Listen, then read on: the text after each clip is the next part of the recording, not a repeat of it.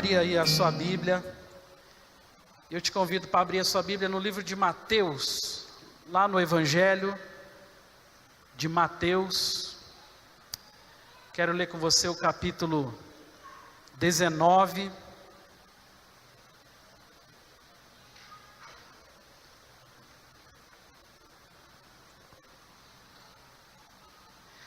Mateus, capítulo 19.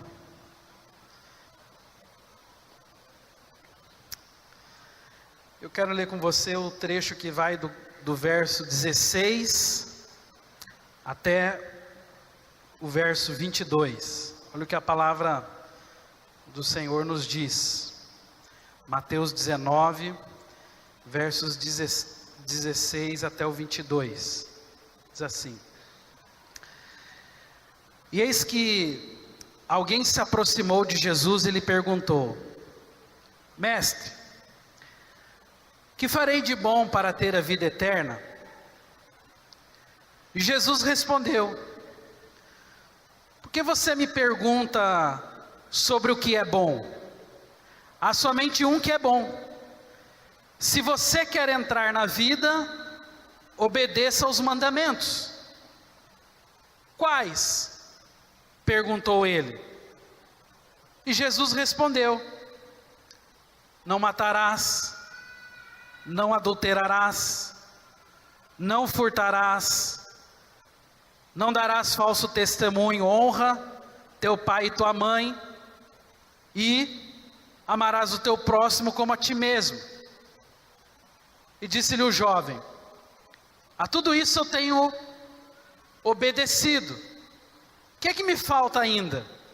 E Jesus respondeu: Se você quer ser perfeito, vá, venda os seus bens e dê o dinheiro aos pobres, e você terá um tesouro nos céus. Depois, venha e siga-me. E ouvindo isso, o jovem, ele afastou-se triste, porque ele tinha muitas riquezas. Amém? Eu sempre me impressiono muito com essa história. Essa história, ela tem grandes lições. A palavra de Deus, ela é muito perfeita quando nos ensina princípios tão importantes, tão necessários, especialmente para os nossos dias.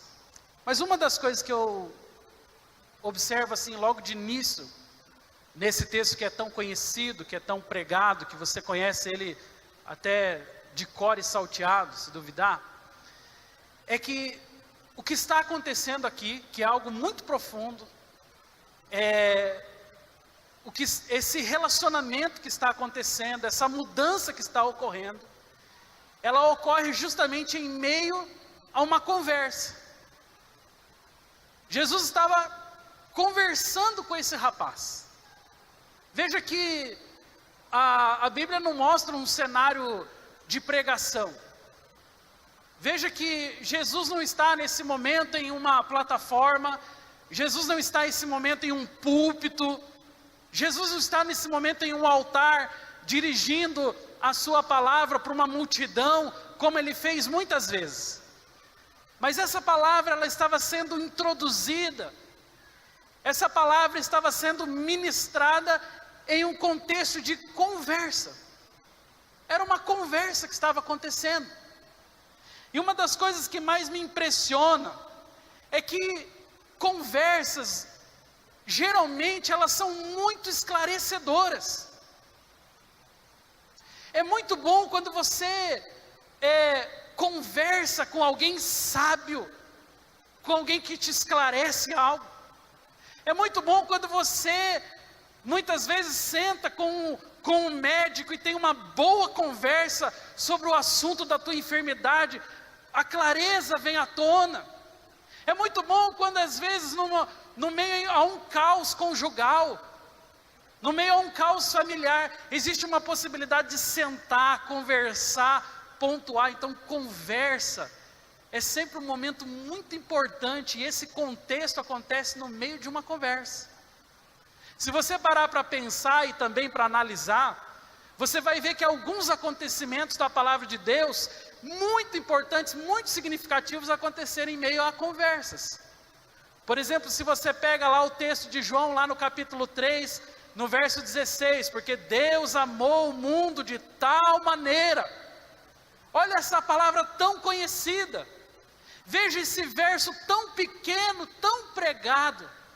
Deixa eu dizer para você, João 3,16 aconteceu no meio de uma conversa de Jesus com Nicodemos. Então era uma conversa esclarecedora, era um ambiente onde eles podiam ali se comunicar claramente, talvez colocar todos os seus questionamentos à mesa. Se você pular para um capítulo depois do João capítulo 3, do João capítulo 4, você vê aquele tão famoso texto, aquela frase tão ministrada no nosso meio, que o Senhor, Ele está lá tratando a mulher samaritana, e Ele fala sobre os verdadeiros adoradores que o adoram em espírito e em verdade. Um texto que você conhece de cor salteado, aconteceu no meio de uma conversa. Jesus estava conversando com aquela mulher. E as conversas, elas tendem a ser libertadoras, quando elas são realizadas dentro de um contexto onde se abre o coração, aonde as perguntas são feitas com clareza, onde as respostas são dadas com convicção. E esse foi talvez um dos grandes ministérios de Jesus. Jesus, ele tinha facilidade para conversar, para dialogar, para expor, para entender, para compreender, para passar informação. Não é à toa, irmãos, que nós, como igreja, nós definimos que a nossa plataforma ministerial não são os cultos. A nossa plataforma ministerial são os grupos pequenos.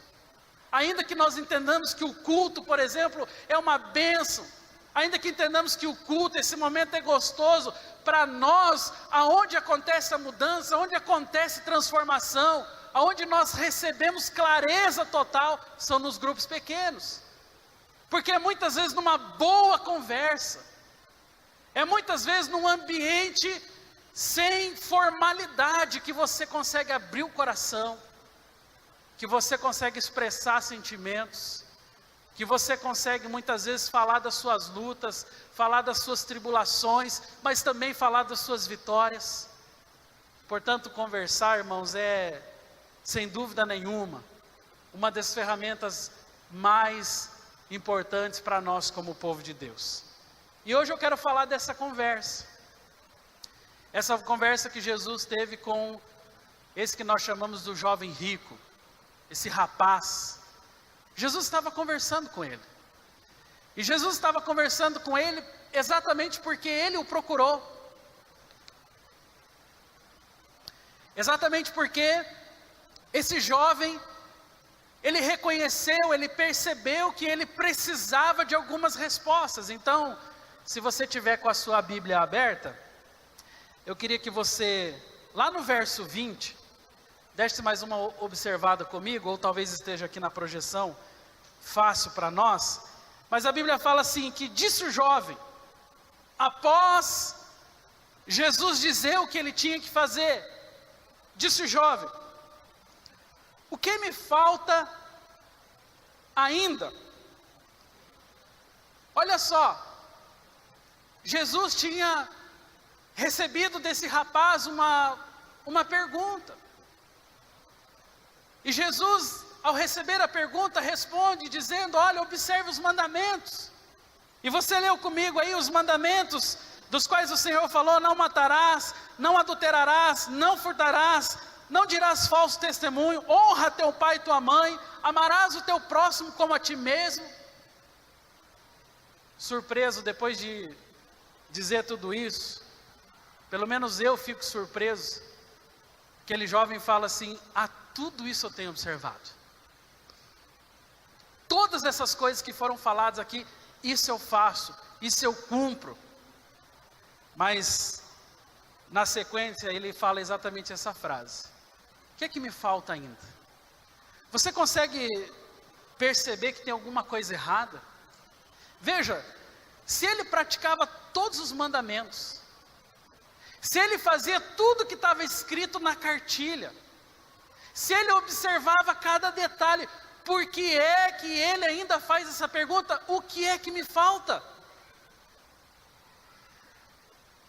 Certamente ele faz essa pergunta, porque apesar de cumprir os mandamentos, apesar de cumprir a lei, apesar de seguir a cartilha à risca, faltava alguma coisa para esse rapaz.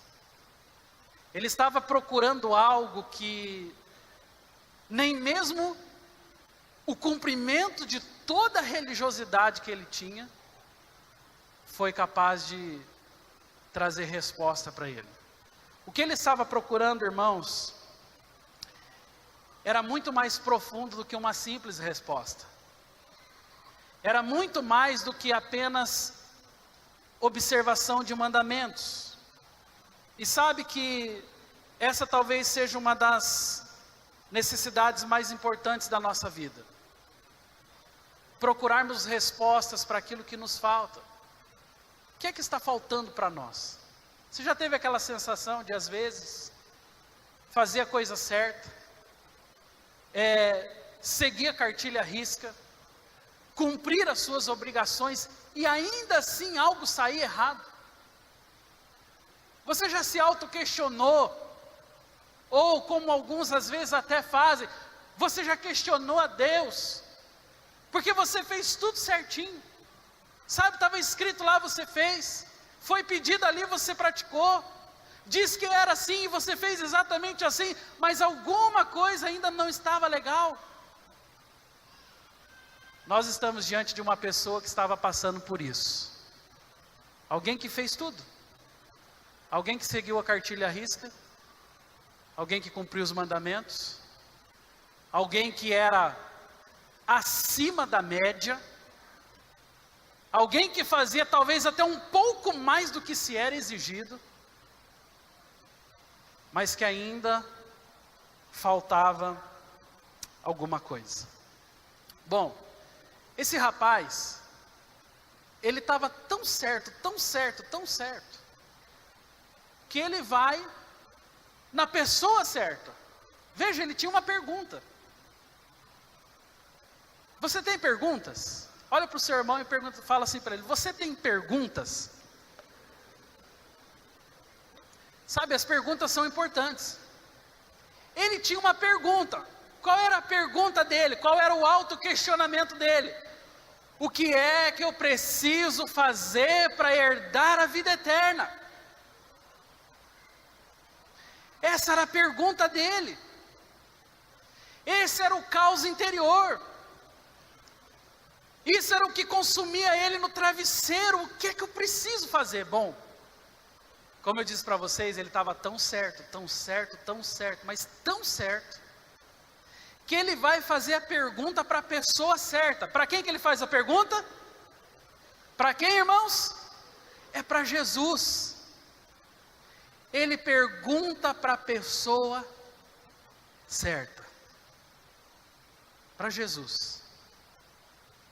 Quando você tiver uma pergunta, e eu sei que você tem, quando você clamar por uma resposta, e eu sei que você clama, porque eu clamo também, em quem é que nós temos que ir, irmãos? Em Jesus. Então ele vai na pessoa certa. Mais do que ir na pessoa certa, ele vai no momento certo. Esse mesmo texto de Mateus, você não precisa abrir, talvez você pode conferir depois. Essa mesma historinha está registrado lá em Marcos, no capítulo 10. E lá em Marcos capítulo 10, fala que um jovem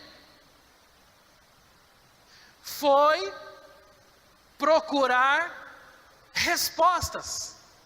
Um jovem foi a Jesus, portanto, ele estava no tempo certo.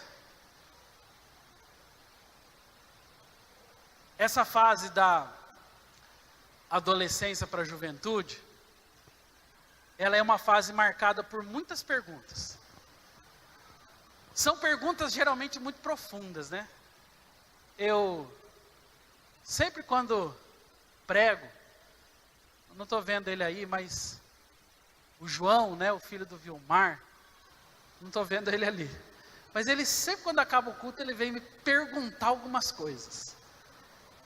Eu já fico esperando já. Eu desço ali, o João vem. Pastor, posso conversar um pouquinho? Pode.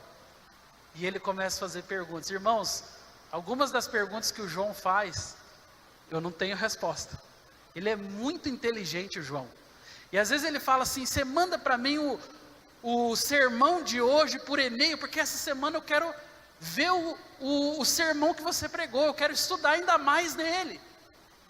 Eu fico às vezes impressionado, porque essa é uma fase das nossas vidas marcada por perguntas, por questionamento, e está tudo perfeito. Aquele menino era jovem, estava indo a Jesus jovem, ou seja, vai na pessoa certa, diga comigo assim, pessoa certa, vai no tempo certo, porque ele era jovem, e ele faz a pergunta certa, ele vai à pessoa certa, ele vai no tempo certo, e ele faz a pergunta correta, irmãos.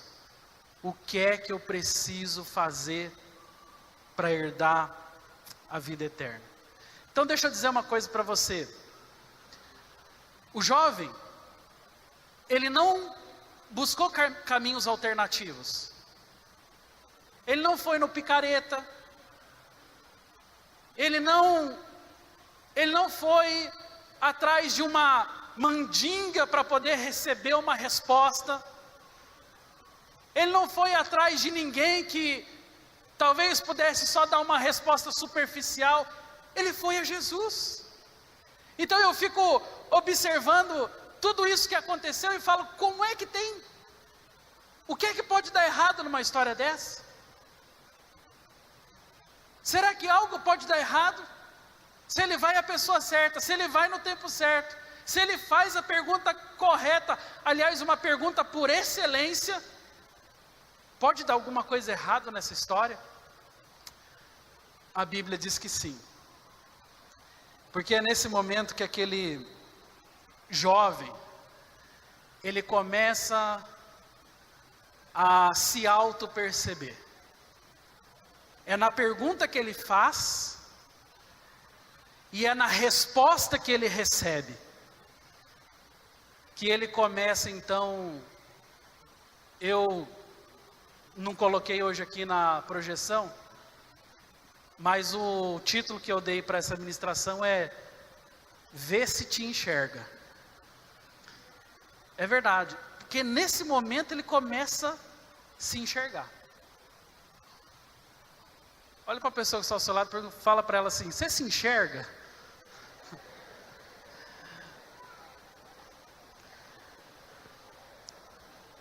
Irmãos, então é nesse ambiente que aquele jovem começa então a se entender.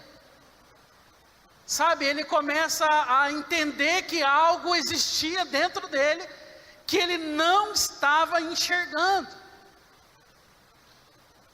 Eu tenho muito medo disso, né? Na vida nós temos vários pontos cegos.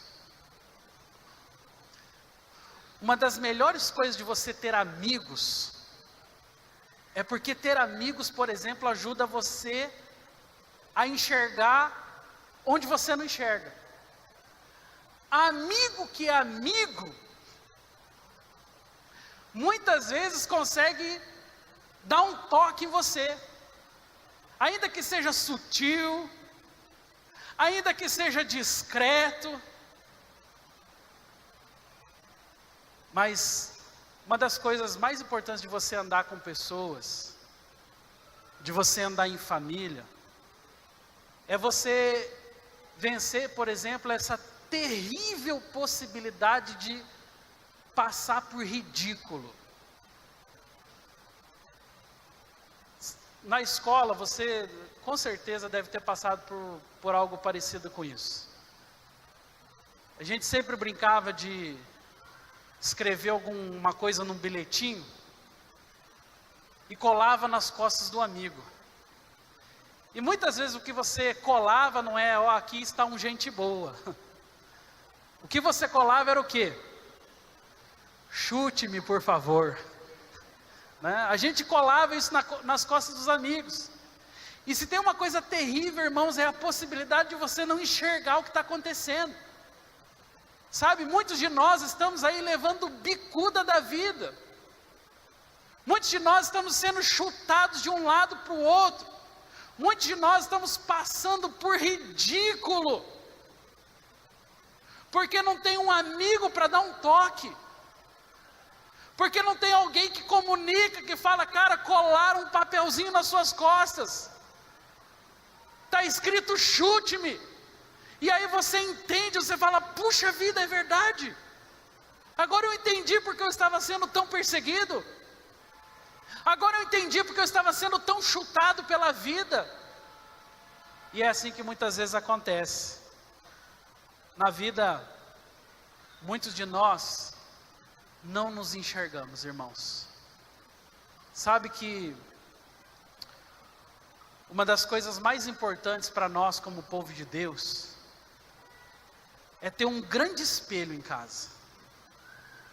É verdade, mas não é um espelho só para se maquiar, porque isso, vamos falar a verdade, para isso somos bons, né?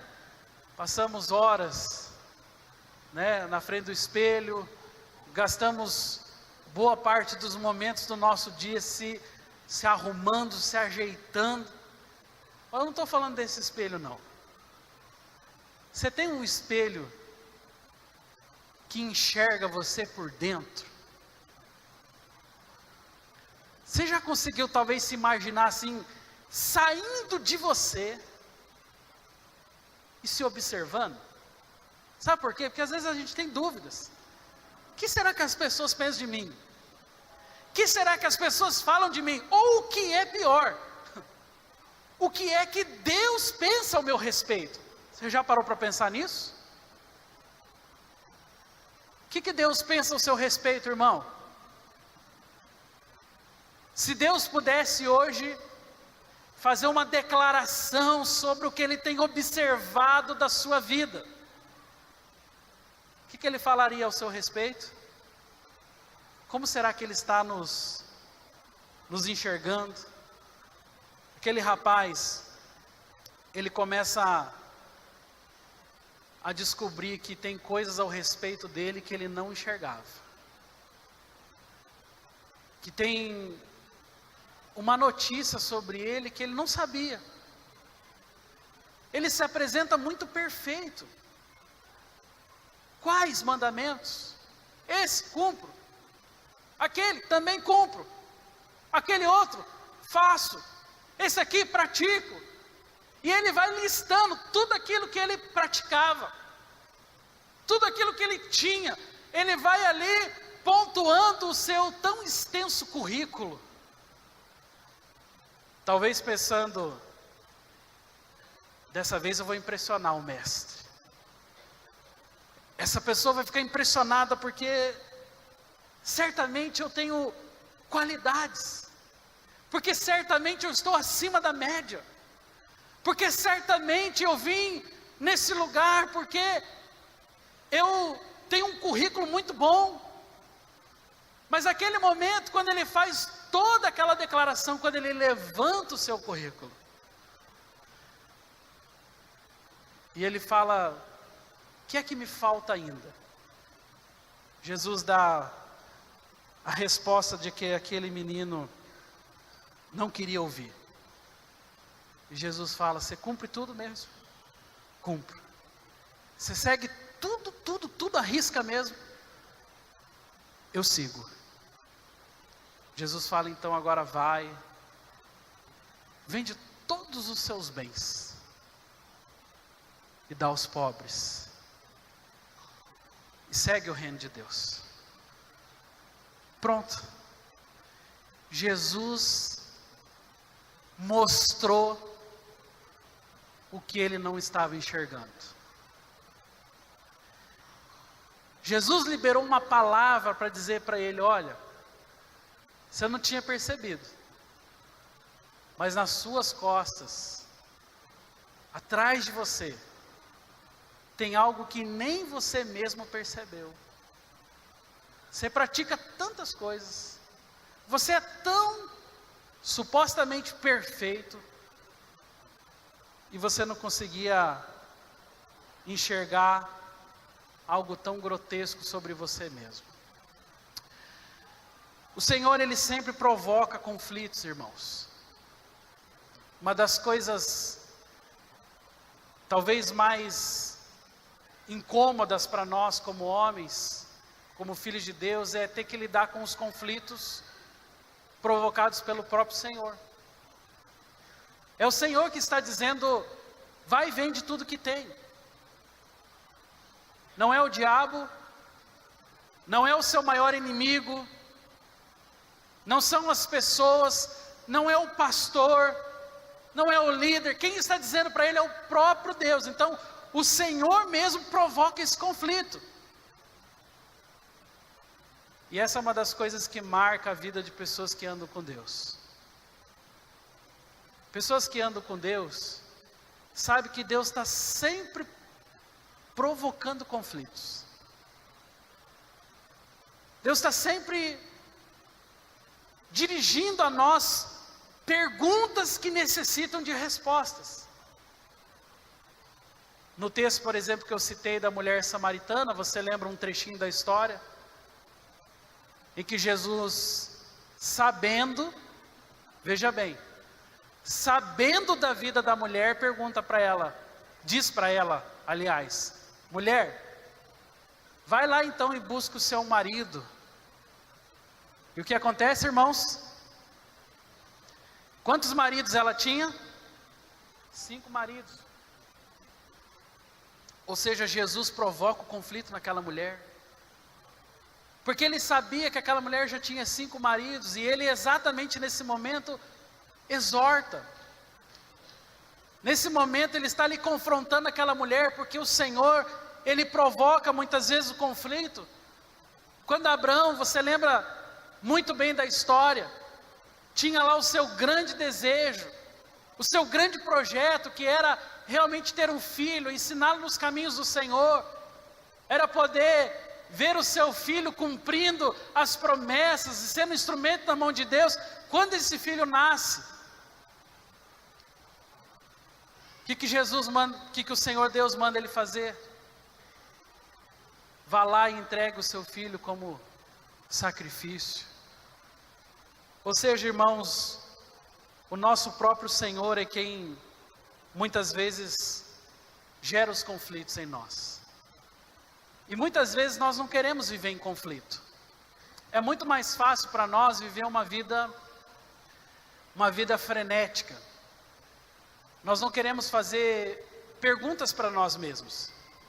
Você vê que muitas vezes o estilo de vida da maioria das pessoas está no corre-corre.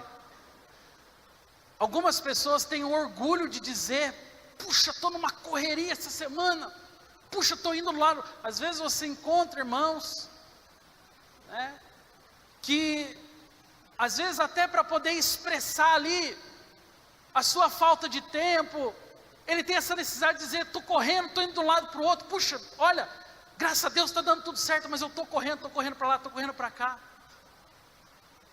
E é assim que a gente tem vivido. A gente, nessa correria, chega em casa, uma das primeiras coisas que faz é, às vezes, pegar o celular para dar uma olhadinha nas mensagens, fica ali o tempo todo se comunicando, acaba, talvez, de se comunicar no celular, já liga a televisão.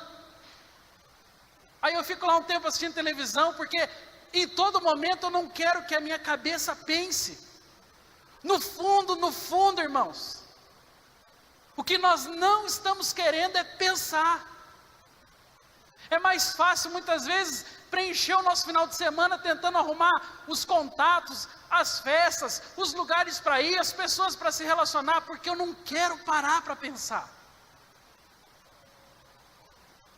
Eu não quero deitar na minha cama, olhar para o teto e ter uma boa conversa comigo mesmo. Eu não quero perguntar, por exemplo, sobre morte. Porque já imaginou se eu deito na cama, eu estou ali e eu falo assim, bom, e se eu morresse hoje? Eu não quero pensar sobre salvação, porque eu não tenho tanta certeza assim se eu estou salvo. Então eu fico arrumando o tempo todo uma televisão, um contato, um relacionamento, um lugar para ir, algo para fazer, uma correria, sabe por quê?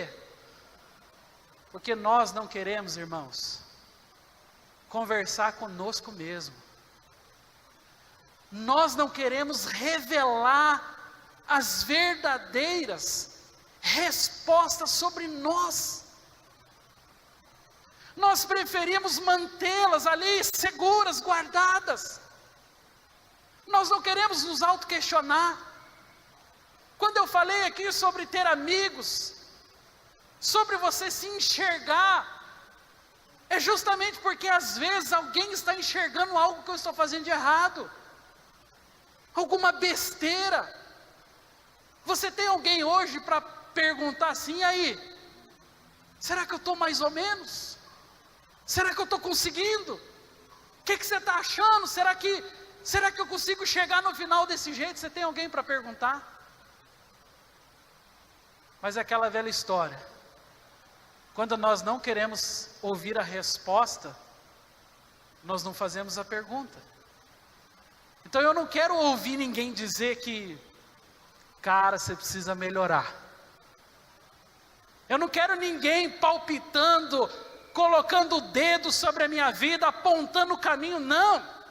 Afinal de contas, eu sei bem o que eu estou fazendo na minha vida. Afinal de contas, eu é que dou conta da minha história, então eu não quero ninguém metendo o bedelho na minha história, não. E é muitas vezes nesse caminho que nós nos propomos àquilo que o jovem rico se propôs a fazer: fugir. E no fundo, irmãos, no fundo, ele não estava fugindo de Jesus, ele estava fugindo dele mesmo, porque de repente ele descobriu que ele não era tão bom assim.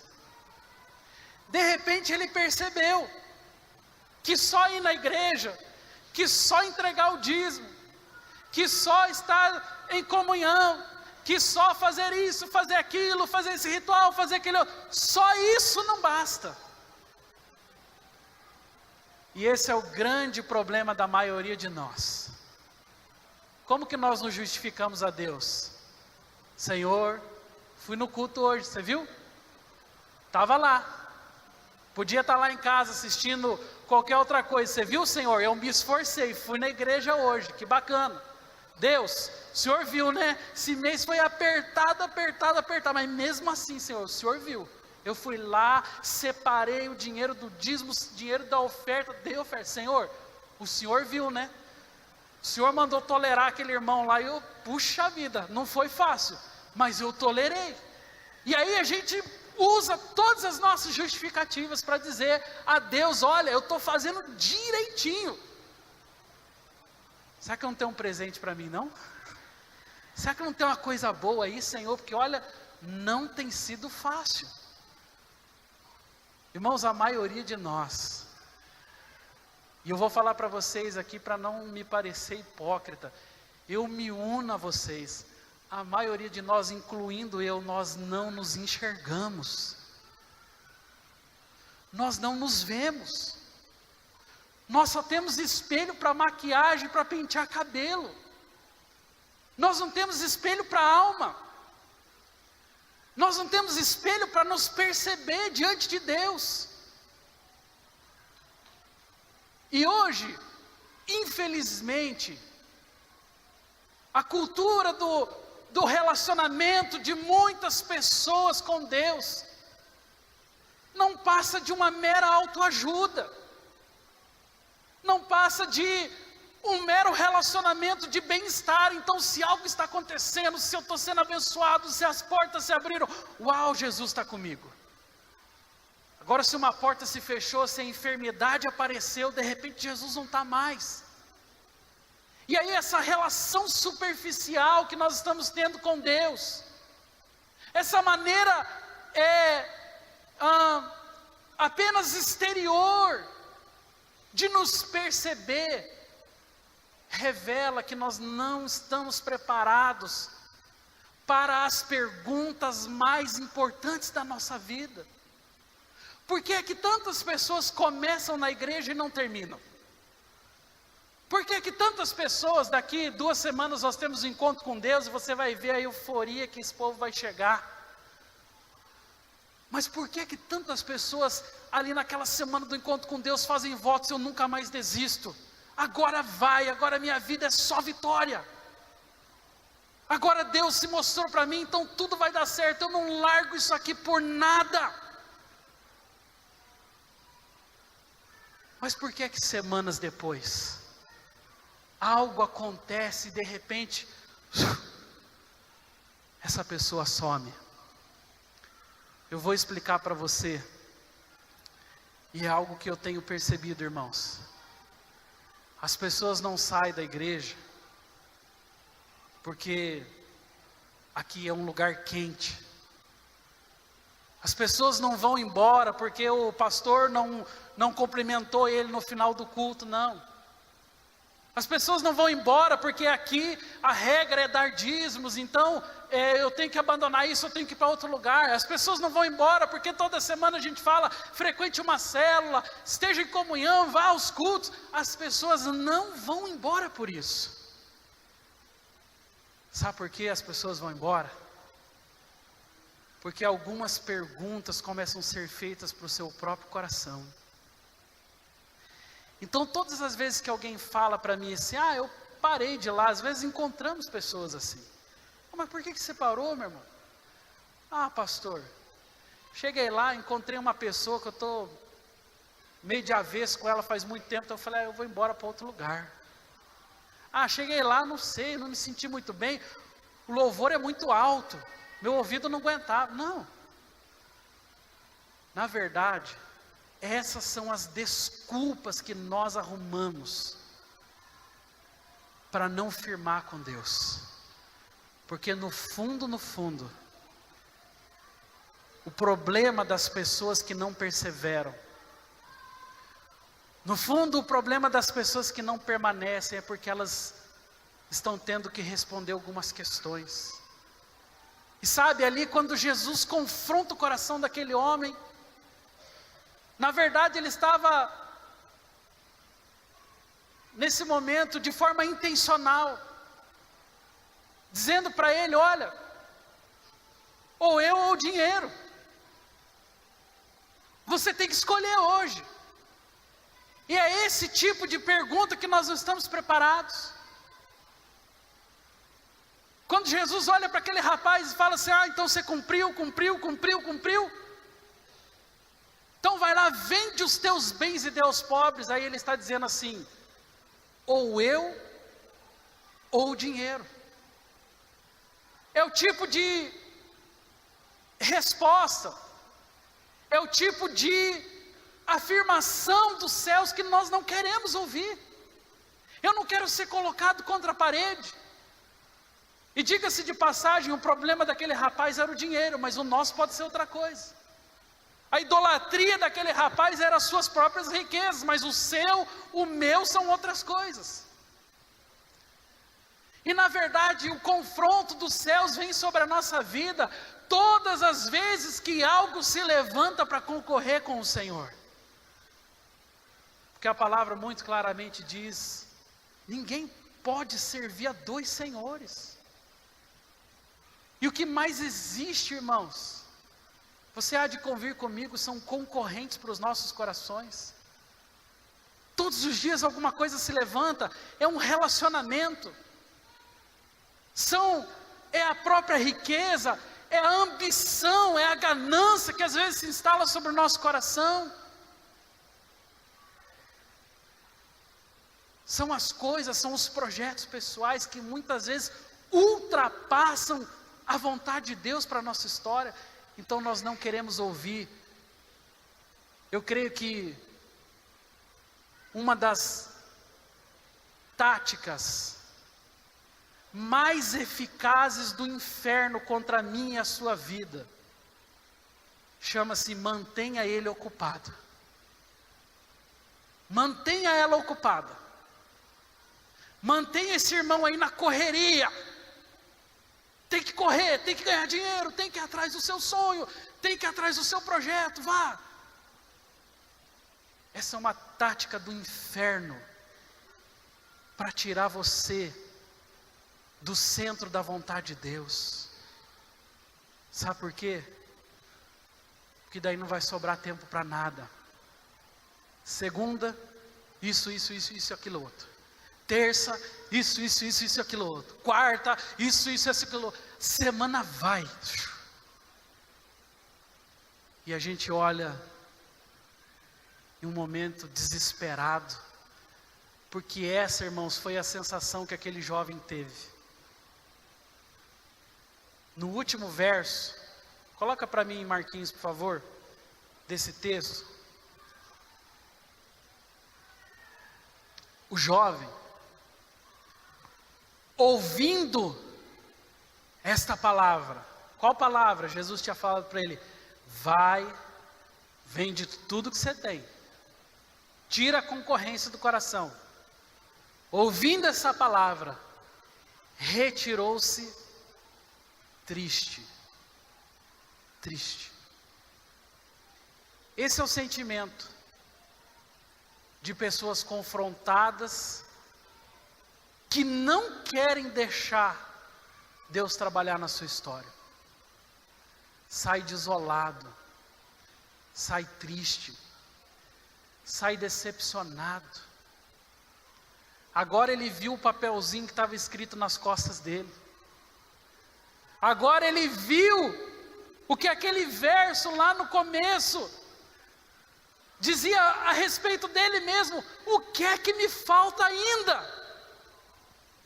Jesus, numa simples conversa, disse o que era que lhe faltava, mas ele não queria mudar, ele não queria transformar, ele não queria entregar, ele queria naquele momento fugir. E é isso que boa parte de nós fazemos quando não queremos aceitar as verdades da palavra de Deus para a nossa vida.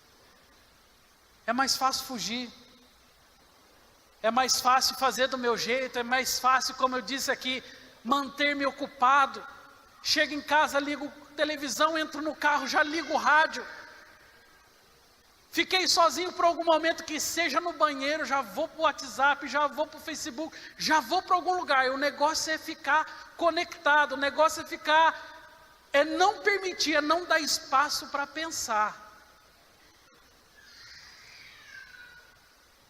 E é incrível como que esse estilo de vida tem roubado de nós aquilo que poderia nos libertar, que são perguntas, que são indagações ao meu próprio respeito. Será que eu vou bem? Será que eu consigo? Será que eu estou fazendo a coisa legal? Será que Deus está aprovando o meu caminho? Será que eu vou ser salvo? Será que se eu morrer hoje, eu tenho salvação? Será que eu estou na eternidade com o Senhor? Sabe quando que eu penso sobre morte? Quando eu vou no velório de alguém. Aí eu vejo ali aquela que era uma história, era uma pessoa, era como eu, respirava, às vezes até fazia exercícios físicos, trabalhava, corria, mas agora está ali, está deitado em um caixão. É nessa hora que eu penso sobre morte. Você já imaginou se todos os dias, irmãos, nós refletimos sobre a brevidade da nossa vida? Você já pensou se pelo menos uma vez por semana você se colocasse na parede e dissesse para você mesmo: Diego, para onde você está indo? O que é que você está fazendo? Porque é isso que o espelho faz com a gente. Sabe quantas vezes eu tenho que pegar lá, irmãos, o meu espelhão e falar: o que eu estou fazendo? Por que que eu estou indo nessa direção? O espelho está me mostrando o que eu estou fazendo de errado. Mas muitas vezes eu não quero o espelho. Eu quero olhar para os outros, eu quero ver o que os outros estão fazendo. Eu quero me preocupar com a vida alheia, eu quero me preocupar com o contexto, quero me preocupar com a crise. Eu não estou nem aí para mim, eu não olho para dentro, eu olho para fora. E essa, irmãos, tem sido uma das virtudes mais escassas do ser humano. Nós ficamos hábeis na arte do julgamento. Somos hábeis na arte da avaliação. Nós enxergamos tudo com olhos de águia. Nós opinamos sobre futebol, nós opinamos sobre política, nós opinamos sobre religião, nós falamos até do nosso irmão, como eu disse aqui na semana passada, falando da maledicência. Mas não temos a mesma habilidade para falar sobre nós mesmos. Não temos a habilidade para pegar o espelho e se enxergar e ver o que está acontecendo dentro de nós. E aquele rapaz, com uma pergunta muito simples e direta, ele faz a pergunta por excelência, para a pessoa certa, na hora correta, mas tudo deu errado, porque quando ele ouviu a resposta do Senhor, a Bíblia diz que ele sai triste. Ele sai triste porque ele começa a perceber que havia algo que ele não estava praticando. Que o que lhe faltava, segundo o verso 22 que nós lemos, era se enxergar. Era saber que o evangelho transformador é o evangelho que mexe por dentro. O evangelho que provoca conversão. Não é o evangelho da autoajuda, não é o evangelho da aparência. Talvez muitas pessoas, como aquele menino, dizem: Senhor, já faço isso, já faço aquilo outro. O que eu preciso fazer para dar certo? O que é que me falta ainda? Mas na verdade está pensando em algo para ele mesmo. Na verdade, quando eu faço essa pergunta, eu estou pensando para o meu próprio benefício, para que as coisas aconteçam na minha própria vida. Mas o verdadeiro evangelho é quando eu pergunto a respeito de salvação, porque a única coisa que faltava para aquele menino era ter noção do seu pecado. E a idolatria pelas riquezas, a idolatria, a obsessão que ele tinha por um ideal de vida, por algo que ele construiu na sua mente, no seu coração ao longo de anos, agora estava frente à maior adversidade, que é ou eu ou as riquezas. E o evangelho puro e simples faz isso com a gente. Ele nos faz decidir. Por isso que Elias, quando estava lá diante dos profetas de Baal, ele fez aquela tão importante afirmação: até quando vocês cochearão entre dois pensamentos? Se o Senhor é Deus, siga Deus. Se Baal é Deus, siga Baal. Porque com Deus não tem meio termo, irmãos. Porque com Deus não dá para escolher mais ou menos, ou é Baal ou é Deus. Ou é o mundo ou é a igreja. Ou é o evangelho e a salvação, ou é uma vida em benefício próprio. O que eu estou escolhendo? O que a minha vida revela ao meu respeito?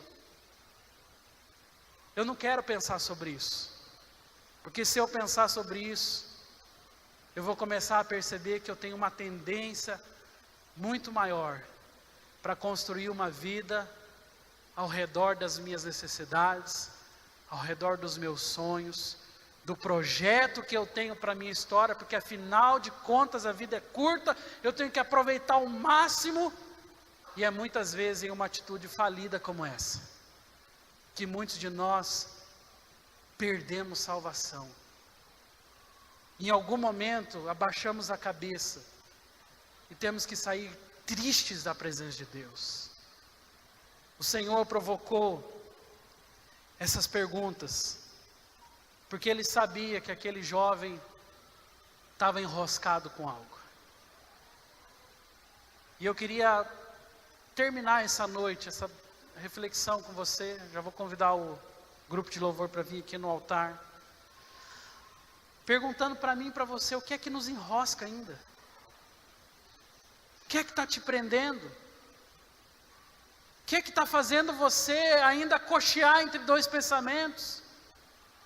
O que é que ainda coloca o teu coração em uma situação de divisão? O que é que faz com que você ainda repense? Sabe, os argumentos que nós usamos, como eu disse para vocês, estão todos vencidos. Eu não paro de ir por causa do ar-condicionado, eu não paro de ir por causa do pastor, eu não paro de ir por causa do louvor, eu paro de ir porque em algum momento eu me deparo com uma pergunta. E a verdade é que muitos de nós não queríamos estar aqui hoje ouvindo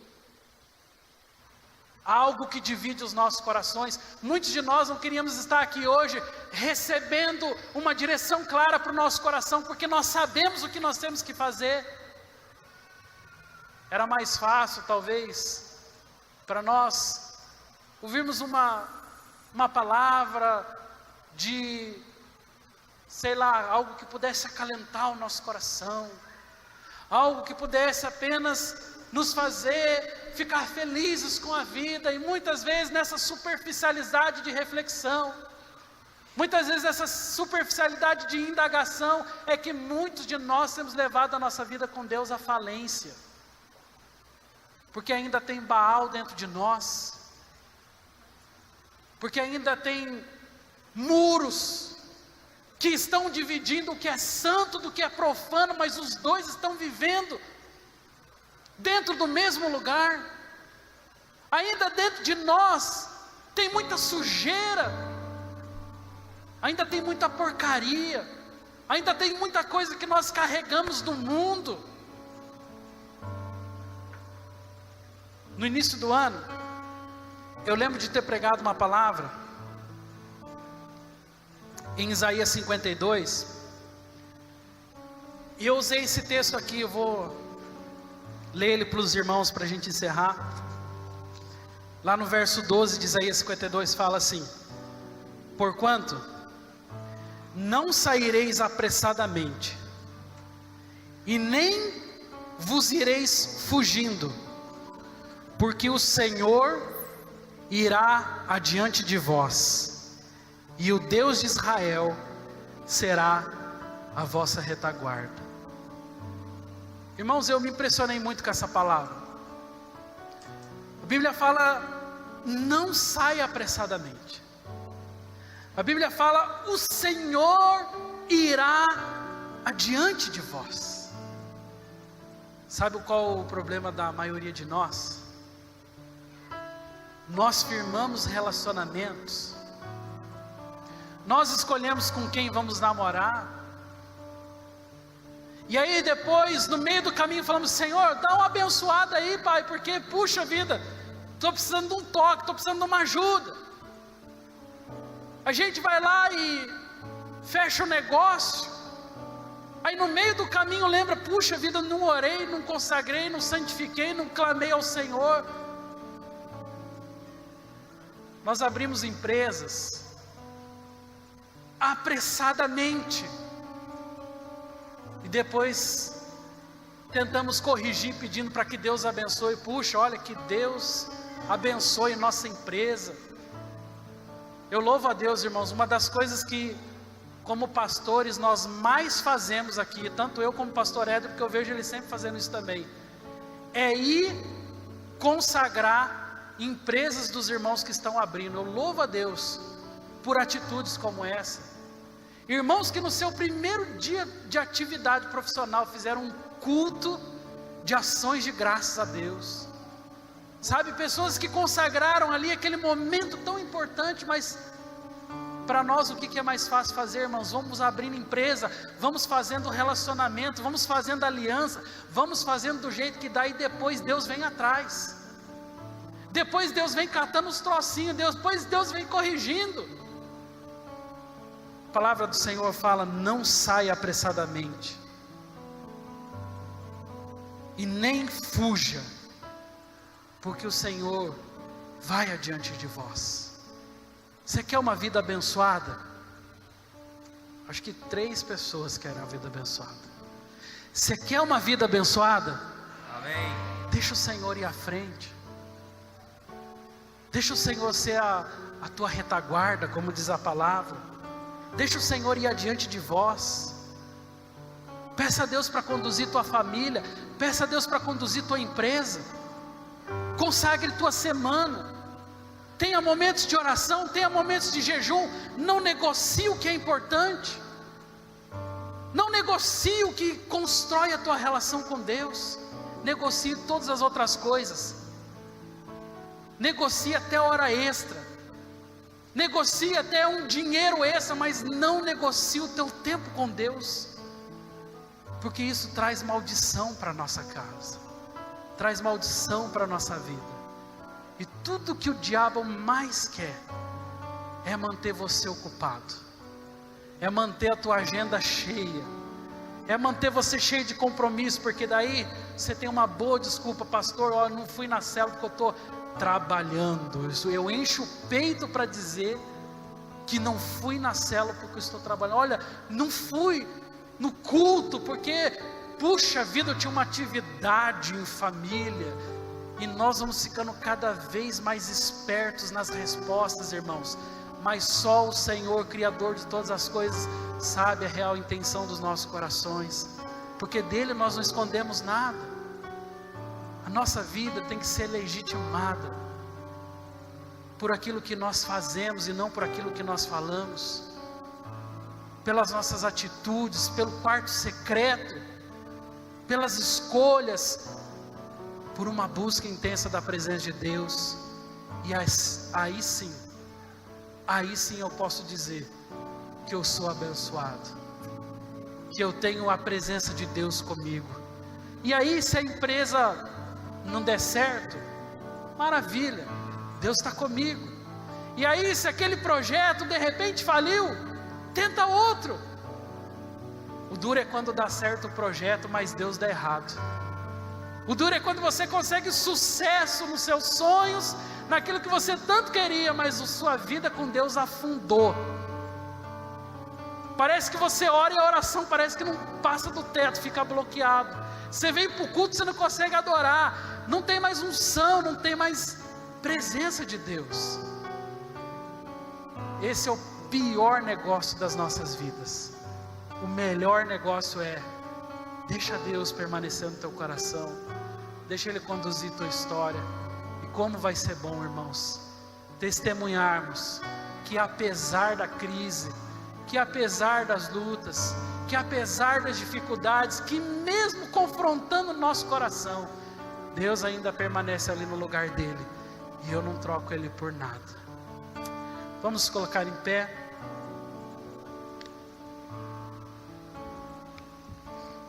Eu queria convidar você para vir aqui no altar do Senhor. Se você puder, sai do seu lugar. Eu quero orar para que nessa noite o Senhor possa provocar em nós uma verdadeira entrega. Quem sabe talvez ainda existam deuses em nós. Quem sabe ainda existam altares construídos dentro do nosso coração. Quem sabe eu estou fugindo das perguntas. Eu não quero saber desse negócio de morte. Eu não quero saber desse negócio de salvação. Quem sabe você tem resistido, você tem lutado contra você mesmo. Não é nem o inimigo, não são nem os demônios, é você mesmo quem está resistindo.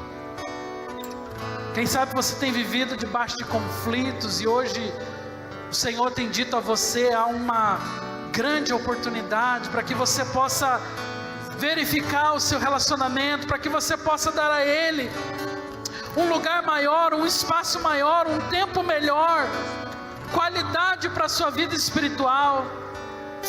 Quem sabe nessa noite você está aqui dizendo: eu quero me enxergar Por que que a vida tem dado tanto chute? Por que as coisas têm dado tão errado na minha história?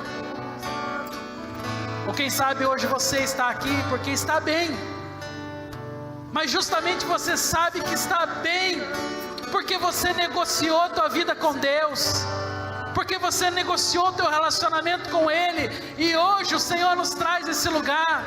Hoje o Senhor provoca perguntas ao nosso coração, e tudo que nós queremos aqui hoje é dizer: Senhor, eu não tenho dúvida, entre o dinheiro e Deus eu escolho Deus, entre o relacionamento e Deus eu escolho Deus, entre as coisas e Deus eu escolho Deus, entre os meus próprios sonhos e Deus eu continuo escolhendo Deus. Eu não quero ter dúvidas no meu coração. Eu não quero sair triste daqui hoje como aquele jovem saiu triste da presença do Senhor. Eu quero hoje ter a certeza que o Senhor está comigo, que eu estou com o Senhor. Eu não quero abandonar os princípios mais importantes. Eu não quero manter a minha agenda ocupada o tempo todo para poder dizer e ter respostas porque eu não fiz, porque eu não fui, porque eu não estou fazendo. Mas eu quero hoje, Senhor, confrontar a minha própria alma. Eu quero confrontar o meu próprio coração. Eu quero dizer para mim mesmo hoje: basta somente Deus, somente Tua palavra, nada, ninguém, nenhuma circunstância terá lugar diante do meu coração. Nós tememos, Senhor, nós tememos que o nosso coração esteja distante. E eu estou aqui, Pai, os meus irmãos estão aqui nesse altar, nós somos todos iguais aqui.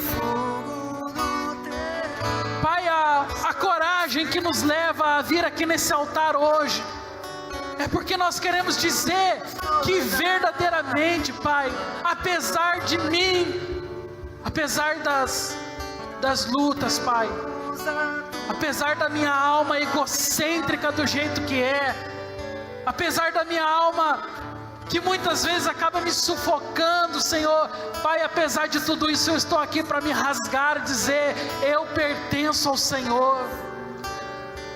Não troco o Senhor por nada, o Senhor é insubstituível.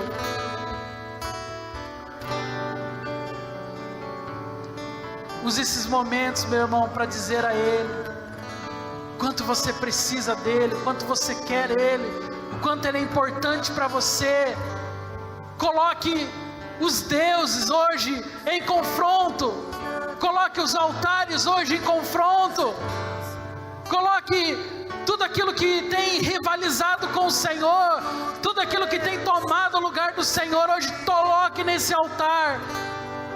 E diga para Deus: somente há espaço no meu coração para o Senhor.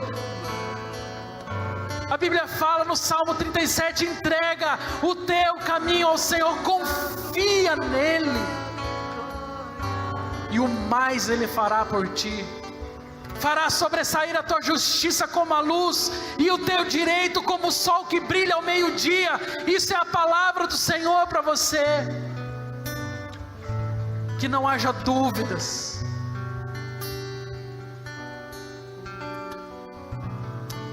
Pai de amor, Pai querido, nós precisamos tanto do Teu toque, precisamos tanto, Pai, da certeza da nossa salvação.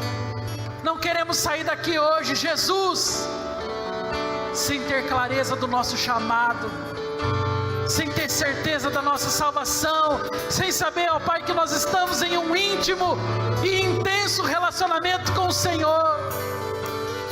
Por isso agora, Pai, toda a frieza espiritual, por isso agora, Pai, todo o gelo causado pelas circunstâncias, causada pelo corre-corre da vida agora, Pai, dê lugar, Senhor, a um tempo novo na Tua vida, do Teu povo.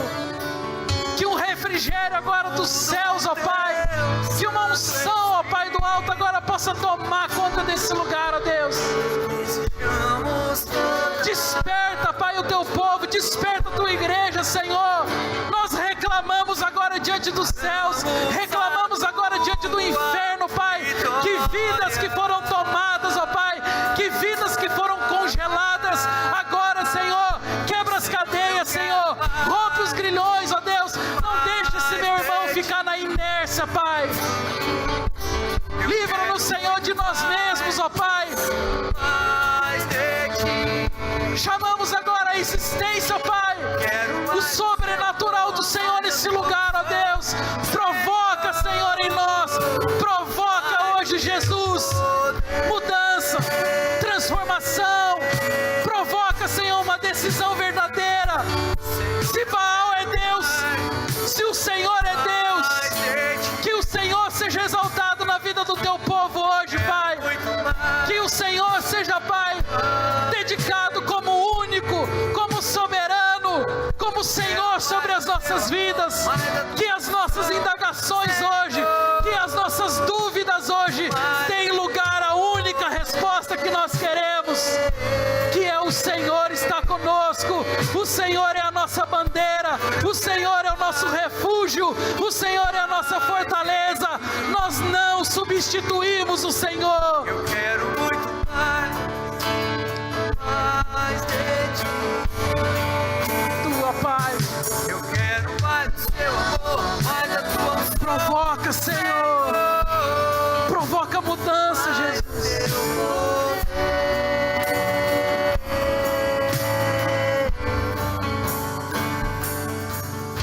Precisamos da tua presença,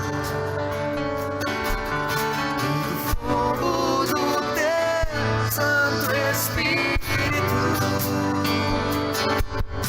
Desejamos toda a tua glória,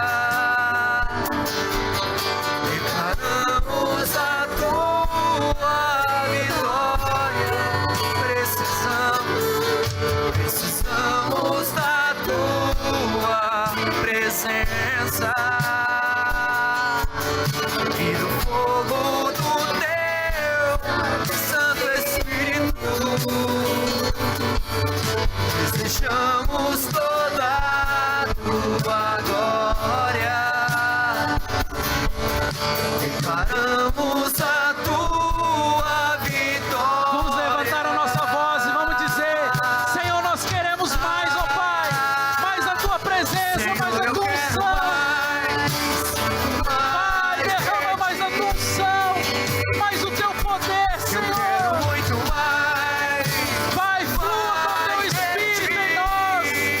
Pai, nós queremos beber, ó Pai. Nós queremos ser cheios, Senhor. Senhor, mais do teu poder. Clame, clame, clame. Diga a Ele que você quer mais do seu poder, mais da sua Senhor, eu quero unção. mais, Se encha nessa noite. mais de ti. Deus, derrama, Senhor. Eu quero muito mais de ti. Peça o poder, peça a unção. Quero mais do seu amor, mais da tua unção, Senhor, mais do seu poder,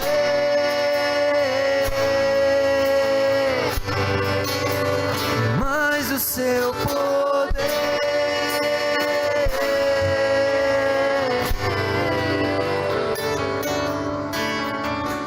Pai de amor, Pai, nessa hora nós entregamos o nosso coração nesse altar, Senhor. E nós estamos aqui, Pai, na coragem. Pai, nós estamos aqui buscando força, Deus, porque nós reconhecemos que em nós não há força. Porque nós reconhecemos, Senhor, que muitas vezes nós somos sugados por um estilo de vida terreno, maldito, que gera em nós cegueira, que gera em nós morte, que gera em nós frieza. Mas quando o Teu Espírito vem, Senhor, quando nos deparamos com a Tua Palavra, quando o poder do alto se revela a nós, Senhor, Nós temos condições de dizer que nós queremos mais, nós precisamos de mais. Por isso, Pai, tira de nós a superficialidade da vida,